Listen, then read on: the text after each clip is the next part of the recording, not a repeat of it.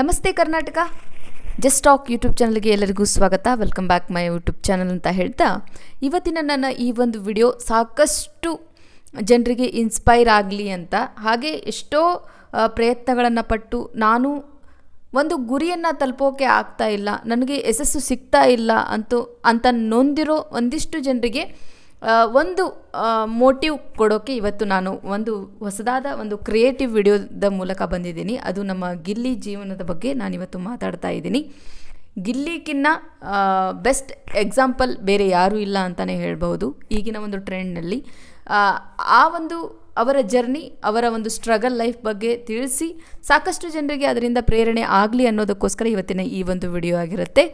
I hope ನಿಮ್ಮೆಲ್ಲರೂ ಕೂಡ ಇಷ್ಟ ಆಗಬಹುದು ಅಂದ್ಕೊಂಡಿದ್ದೀನಿ. ಬನ್ನಿ ಇವತ್ತಿನ ಈ ಒಂದು ವಿಡಿಯೋನ ಶುರು ಮಾಡೋಣ. ನಿಮಗೆ ಎಲ್ಲರಿಗೂ ಗೊತ್ತಿರೋ ಹಾಗೆ ಗಿಲ್ಲಿ ಅವರ ನಿಜವಾದ ಹೆಸರು ಮಳವಳ್ಳಿ ನಟರಾಜ.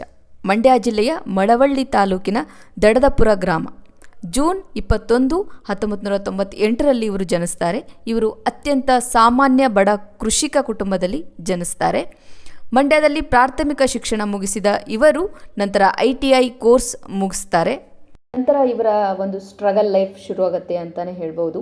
ಸಿನಿಮಾ ರಂಗದಲ್ಲಿ ಏನಾದರೂ ಸಾಧಿಸಬೇಕು, ನಿರ್ದೇಶಕನಾಗಬೇಕು ಎಂಬ ದೊಡ್ಡ ಕನಸು ಹೊತ್ತು ನಟರಾಜ ಬೆಂಗಳೂರಿಗೆ ಬಂದರು. ಅಂದರೆ ಗಿಲ್ಲಿಯವರು ಬೆಂಗಳೂರಿಗೆ ಬಂದರು.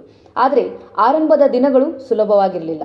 ಇವರು ಸರಿಯಾದ ಜಾಗವಿಲ್ಲದೆ, ತಿನ್ನಲು ಅನ್ನವಿಲ್ಲದೆ ಹೋಟೆಲ್ಗಳಲ್ಲಿ ಕೆಲಸ ಮಾಡಿದರು. ನಂತರ ಸಿನಿಮಾ ಸೆಟ್ಗಳಲ್ಲಿ ಸಹಾಯಕನಾಗಿ, ಸೆಟ್ ಅಸಿಸ್ಟೆಂಟ್ ಆಗಿ ಹಾಗೂ ಆರ್ಟ್ ಡಿಪಾರ್ಟ್ಮೆಂಟ್ನಲ್ಲಿ ದಿನಗೂಲಿ ನೌಕರನಾಗಿ ಕೆಲಸ ಮಾಡಲು ಆರಂಭಿಸ್ತಾರೆ. ನಂತರ ಇವರಿಗೆ ಬಿಗ್ ಬ್ರೇಕ್ ಸಿಕ್ಕಿರೋದೇ ಯೂಟ್ಯೂಬ್ ಮೂಲಕ. ಸಿಕ್ಕ ಬ್ರೇಕ್ ಅಂತೂ ಅಲ್ಟಿಮೇಟ್ ಬ್ರೇಕ್ ಅಂತಲೇ ಹೇಳ್ಬೋದು. ಟಿವಿ ರಂಗಕ್ಕೆ ಬರುವ ಮುನ್ನ ನಟರಾಜ್ ಅಂದರೆ ಗಿಲ್ಲಿಯವರು ಯೂಟ್ಯೂಬ್ನಲ್ಲಿ ಸಣ್ಣ ಪುಟ್ಟ ಕಾಮಿಡಿ ವಿಡಿಯೋಗಳು ಮತ್ತು ಶಾರ್ಟ್ ಫಿಲ್ಮ್ಸ್ಗಳು ಮಾಡಿ ನಟಿಸಿ ತಾವೇ ನಿರ್ದೇಶಿಸುತ್ತಾ ಇವರು ವಿಡಿಯೋಗಳು ಜನಸಾಮಾನ್ಯರಿಗೆ ಬಹಳ ಹತ್ತಿರವಾಗಿದ್ದವು. ಮುಖ್ಯವಾಗಿ ಇವರು ಮಂಡ್ಯ ಶೈಲಿಯಲ್ಲಿ ಕನ್ನಡದ ಸಂಭಾಷಣೆ ಮತ್ತು ಕಾಮಿಡಿ ಟೈಮಿಂಗ್ ಜನರಿಗೆ ತುಂಬ ಇಷ್ಟ ಆಯಿತು. ಆಗ ಹುಟ್ಟಿಕೊಂಡಿದ್ದೇ ಗಿಲ್ಲಿ ನಟ ಎಂಬ ಹೆಸರು. ನಂತರ ಸ್ಟೆಪ್ ಬೈ ಸ್ಟೆಪ್ ಹೇಗೆ ಯಶಸ್ಸು ಬೆಳೀತಾ ಹೋಯಿತು ಅನ್ನೋದಕ್ಕೆ ನೆಕ್ಸ್ಟ್ ಸ್ಟೆಪ್ಪೇ ಕಿರುತೆರೆಯಲ್ಲಿ ಯಶಸ್ಸು. ತೆರೆ ಹಿಂದೆ ಕೆಲಸ ಮಾಡುತ್ತಿದ್ದ ಗಿಲ್ಲಿ ನಟ ಅವರಿಗೆ ಜಿ ಕನ್ನಡ ವಾಹಿನಿ ದೊಡ್ಡ ವೇದಿಕೆ ಕಲ್ಪಿಸಿಕೊಡ್ತು. ಕಾಮಿಡಿ ಕಿಲಾಡಿಗಳು ಸೀಸನ್ 4 2022 ಈ ಶೋ ಇವರ ಬದುಕನ್ನೇ ಬದಲಾಯಿಸಿತು. ಅದ್ಭುತ ಪ್ರದರ್ಶನ ನೀಡಿದ ಇವರು ರನ್ನರ್ ಅಪ್ ದ್ವಿತೀಯ ಸ್ಥಾನ ಆಗಿ ಹೊರಹೊಮ್ಮಿದ್ರು. ನಂತರ ಡಾನ್ಸ್ ಕರ್ನಾಟಕ ಡಾನ್ಸ್ ಕಾಮಿಡಿ ಮಾತ್ರವಲ್ಲದೆ ಡಾನ್ಸ್ ಶೋನಲ್ಲೂ ಭಾಗವಹಿಸಿ ಬೆಸ್ಟ್ ಎಂಟರ್ಟೈನರ್ ಪ್ರಶಸ್ತಿ ಪಡಿತಾರೆ. ಅವರು ನಮ್ಮ ಗಿಲ್ಲಿಯವರು. ಭರ್ಜರಿ ಬ್ಯಾಚುಲರ್ಸ್ಗೂ ಹೋಗ್ತಾರ್ರಿ. ಈ ರಿಯಾಲಿಟಿ ಶೋನಲ್ಲೂ ಭಾಗವಹಿಸಿ ಜನರ ಮನಸ್ಸು ಗೆದ್ದಿದ್ರು. ಇದಾದ ನಂತರ ಇವರ ಜೀವನಕ್ಕೆ ಬಿಗ್ ಬ್ರೇಕಿಂಗ್ ಸಿಕ್ಕಿರೋದೇ ಬಿಗ್ ಬಾಸ್ ಸೀಸನ್ 12. ಇದಂತೂ ಅವರ ಒಂದು ಜೀವನದ ಚರಿತ್ರೆಯಲ್ಲಿ ಒಂದು ಮರೆಯದ ಪುಟ ಅಂತಲೇ ಹೇಳ್ಬೋದು. 2025ರ ಕೊನೆಯಲ್ಲಿ ಆರಂಭವಾದ ಬಿಗ್ ಬಾಸ್ ಕನ್ನಡ ಸೀಸನ್ 12ಕ್ಕೆ ಗಿಲ್ಲಿ ನಟ ಸ್ಪರ್ಧಿಯಾಗಿ ಪ್ರವೇಶಿಸುತ್ತಾರೆ. ಬಿಗ್ ಬಾಸ್ ಮನೆಯಲ್ಲಿ ಇವರು ನಡೆ, ಮುಗ್ಧತೆ, ಹಾಸ್ಯ ಪ್ರಜ್ಞೆ ಮತ್ತು ಪ್ರಾಮಾಣಿಕತೆ ಕರ್ನಾಟಕದ ಜನತೆಗೆ ಅಪಾರವಾಗಿ ಇಷ್ಟ ಆಗಿಬಿಡುತ್ತೆ. ಮನೆಯಲ್ಲಿದ್ದ 113 ದಿನಗಳಲ್ಲಿ ಬರೋಬ್ಬರಿ 13 ಬಾರಿ ಎಲಿಮಿನೇಷನ್ಗೆ ನಾಮಿನೇಟ್ ಆದರೂ ಜನರ ಬೆಂಬಲದಿಂದ ಸೇಫ್ ಆಗುತ್ತಾ ಬಂದರು.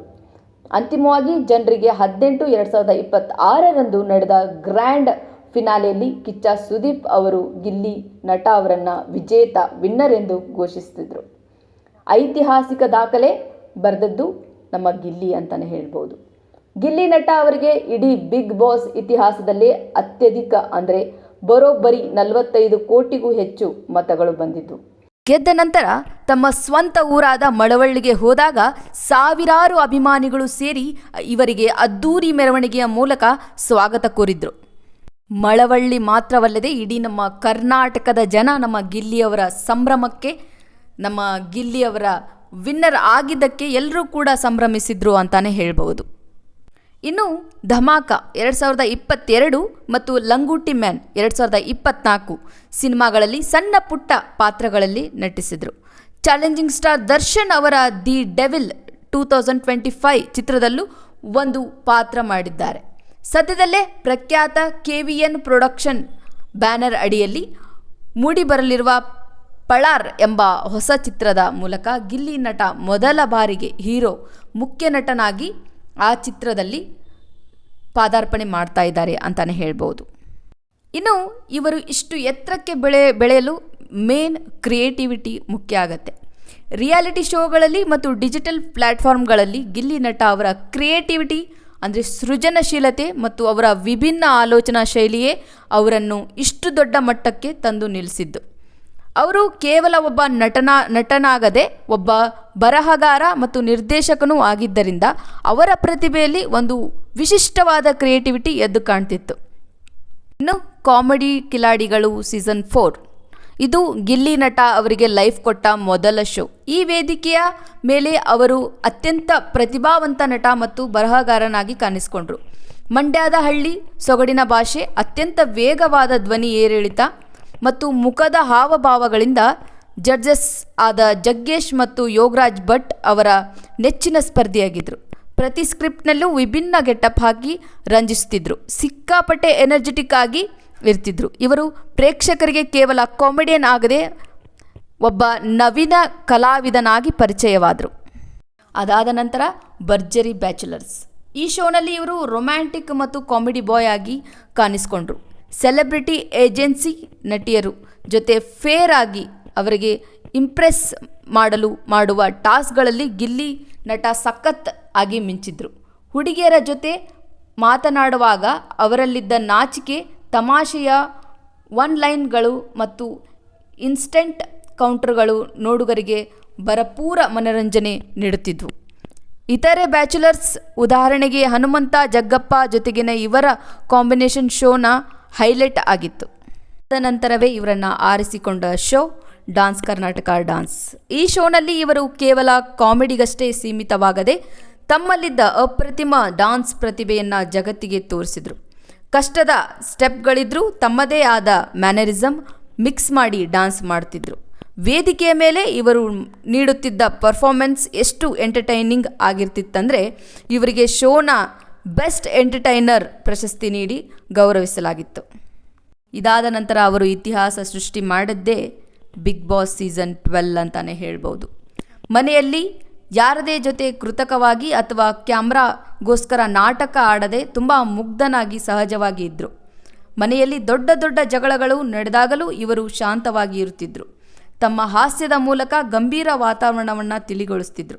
ದೈಹಿಕ ಆಟಗಳಿಗಿಂತ ಮಿದುಳು ಬಳಸುವ ಗೇಮ್ನಲ್ಲಿ ಬುದ್ಧಿವಂತಿಕೆಯಿಂದ ಆಟ ಆಡಿ ಗೆಲ್ತಾ ಇದ್ರು. ಗೆಳೆತನಕ್ಕೆ ಬೆಲೆ ಕೊಡುವ, ಕಷ್ಟದಿಂದ ಬಂದ ದಿನಗಳನ್ನು ನೆನೆದು ಕಣ್ಣೀರು ಹಾಕುವ ಅವರ ಎಮೋಷನ್ಸ್ ಸೈಡ್ ಜನರಿಗೆ ತುಂಬ ಇಷ್ಟವಾಯಿತು. ಇದೇ ಕಾರಣಕ್ಕೆ ಇಡೀ ಕರ್ನಾಟಕವೇ ಅವರಿಗೆ ದಾಖಲೆಯ 45 ಕೋಟಿಗೂ ಹೆಚ್ಚು ವೋಟ್ಗಳನ್ನು ಹಾಕಿ ಗೆಲ್ಲಿಸಿತ್ತು ನಮ್ಮ ಕರ್ನಾಟಕ. ಒಟ್ಟಾರೆಯಾಗಿ ಎಲ್ಲ ಶೋಗಳಲ್ಲೂ ಗಿಲ್ಲಿ ನಟ ತಮ್ಮ ಹಾಸ್ಯ ಪ್ರಜ್ಞೆ, ವಿನಯತೆ ಮತ್ತು ಕಷ್ಟಪಟ್ಟು ದುಡಿಯುವ ಗುಣದಿಂದ ಪ್ರೇಕ್ಷಕರಿಗೆ ಕೇವಲ ಒಬ್ಬ ಟಿವಿ ಸ್ಟಾರ್ ಆಗಿ ಉಳಿಯದೆ ಮನೆಯ ಮಗನಂತೆ ಆಪ್ತರಾಗ್ಬಿಟ್ರು. ಇವತ್ತು ಬೆಳ್ಳಿ ಪರದೆ ಮೇಲೆ ನಟನಾಗಿ ರಾರಾಜಿಸೋಕೆ ಬರ್ತಾ ಇದ್ದಾರೆ. ಒಂದು ಹೊತ್ತು ಊಟಕ್ಕೂ ಕೂಡ ಕಷ್ಟಪಟ್ಟಿದ್ದೆ, ಮಲಗೋಕ್ಕೂ ಜಾಗ ಇರಲಿಲ್ಲ ಅಂದಿದ್ದ ವ್ಯಕ್ತಿ ಇವತ್ತು ಕರ್ನಾಟಕದ ಯಾವ ಮೂಲೆಗೆ ಹೋದರೂ ಮಗನಂತೆ ಬರಮಾಡಿಕೊಳ್ಳುವ ಕರ್ನಾಟಕದ ಜನರ ಪ್ರೀತಿಯನ್ನು ಗೆದ್ದಿದ್ದಾರೆ ಅಂತಲೇ ಹೇಳ್ಬೋದು. ಇಲ್ಲಿ ದುಡ್ಡು, ಪ್ರಶಸ್ತಿ ಒಂದು ಕಡೆ ಇಟ್ಟರೆ ಜನರ ಅಭಿಮಾನ, ಪ್ರೀತಿ ತುಂಬ ಮುಖ್ಯ ಆಗತ್ತೆ. ಅಂತಹ ಒಂದು ವೈಡೂರ್ಯವನ್ನೇ ಪಡ್ಕೊಂಡಂತಹ ನಮ್ಮ ಗಿಲ್ಲಿ ಇನ್ನೂ ಬೆಳೀಲಿ ಅಂತ ಹೇಳ್ತಾ ಈ ಒಂದು ವಿಡಿಯೋನ ಮುಗಿಸ್ತಾ ಇದ್ದೀನಿ. ಯಾಕೆ ಇವರ ಒಂದು ಕಥೆಯನ್ನು ಹೇಳಿದೆ ಅಂತ ಅಂದರೆ, ಇವರನ್ನು ಎಲ್ಲರೂ ಕೂಡ ನೀವು ನೋಡಿದ್ದೀರಾ. ಕಷ್ಟ ಎಲ್ರಿಗೂ ಇರುತ್ತೆ, ಆದರೆ ಏನಾದರೂ ಮಾಡಬೇಕು ಅನ್ನೋದು ನಮ್ಮ ಛಲವಾಗಿರಬೇಕು. ಅದನ್ನು ಮುನ್ನುಗ್ಗಿ ನಾವು ಎದುರಿಸಬೇಕು ಅಂತ ಹೇಳ್ತಾ ಈ ಒಂದು ವಿಡಿಯೋ ನಿಮಗೆ ಇಷ್ಟ ಆಗಿದೆ ಅಂತ ಅಂದ್ಕೊಂಡಿದ್ದೀನಿ. ಇಷ್ಟ ಆದರೆ ಪ್ಲೀಸ್ ಸಬ್ಸ್ಕ್ರೈಬ್ ಮಾಡಿ, ಲೈಕ್ ಮಾಡಿ, ಹಾಗೆ ಕಮೆಂಟ್ ಮಾಡೋದನ್ನು ಮರೆಯೋಕ್ಕೆ ಹೋಗಬೇಡಿ ಅಂತ ಹೇಳ್ತಾ ಇವತ್ತಿನ ಈ ಒಂದು ವಿಡಿಯೋನ ಮುಗಿಸ್ತಾ ಇದ್ದೀನಿ. Thank you for the watching this video. ಧನ್ಯವಾದಗಳು.